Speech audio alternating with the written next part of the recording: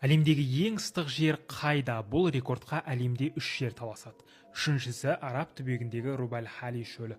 Бұл жерде ауа райы +50 градустан асады. Жылына бар болғаны 35 мм жауын жауады. Екіншісі Калифорния штатындағы өлім алқабы. Мұнда 1913 жылы 10 шілдеде ауа температурасы +56,7 градусқа жеткен. Бұл әлемде тіркелген ең ыстық ауа температурасы.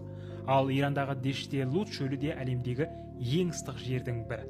Мұнда 2005 жылы 30 шілдеде жер бетінің ыстықтығы +70,7 градусқа жеткен.